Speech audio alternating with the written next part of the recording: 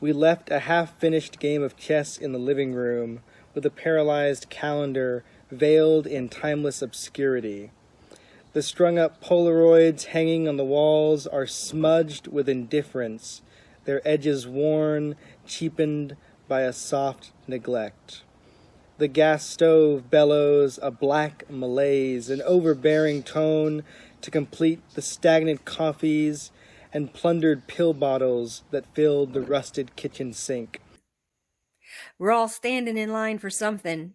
Back when I was a kid and Carter was running the show, well, we had to stand in line for that cheese. Our cars lined up and down the block waiting on that 17-cent gasoline. Well, Nancy and Ronnie took over and told us to just say no, but we were standing on the corner waiting in a line for someone to bring us that new cheese for a little cheddar. Cue the Gulf War and we're standing in line at the recruiter's office, ready to get our patriotism on and show the world who the boss is. Pick the right road leading southwest out of San Antonio and stick with it long enough and you'll eventually arrive in Falcone. You'll know it's Falcone when you top a rise and see the church of St. Ansgar and its majestic bell tower soaring in the distance, dwarfing the 1- and 2-story buildings surrounding it in the middle of the town, like a stern teacher holding forth in a classroom of well-mannered children.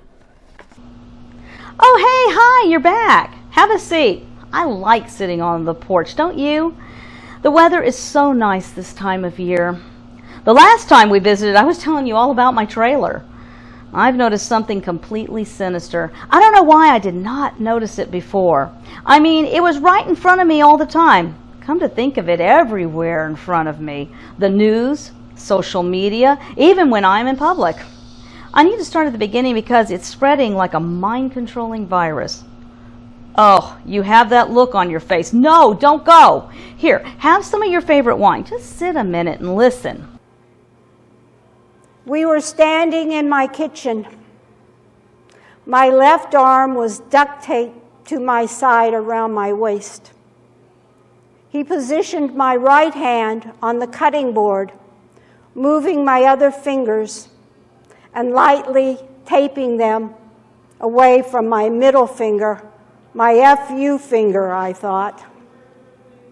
He didn't say anything or look at me, so intent he was to get my hand just as he wanted.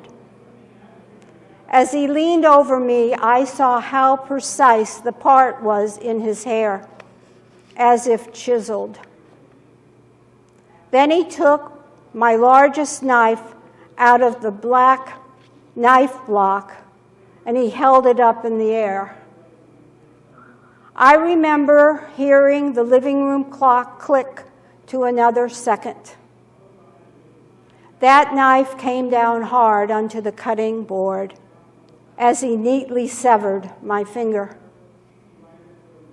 I heard myself scream, but also heard a calm voice inside me telling me right now was the time to act. Then I must grab the knife he had just dropped onto the counter and with everything in me pick it up and plunge it hard and deep into his pimpled neck. And so I did, with a strength and ease that surprised me. He staggered a little and started to bleed out like a full open hose. He fell to the kitchen floor. I thought of stabbing him in the heart, but by the look in his eyes, I could see there was no need. Still, I stood over him for what seemed hours, probably 5 minutes. With another knife, I managed to cut the tape from my left arm. Then I grabbed a kitchen towel and held it tight to my hand. I picked up my finger and put it in a bowl with ice. He hadn't moved. His eyes were glassy marbles, so I ran into my room and grabbed my phone from its charger. I ran back to the kitchen to make sure he was still dead. He was. And then I dialed 911. Now I look up at the detective standing over my hospital bed, and I see wetness in her eyes, and maybe something else in her face. I think she is proud of me, like she's thinking, the old lady got the bad guy. I know that I'll go free and not be judged in a court of law. I will judge myself, though, over and over, wondering. I look down the hospital hallway after the detective leaves.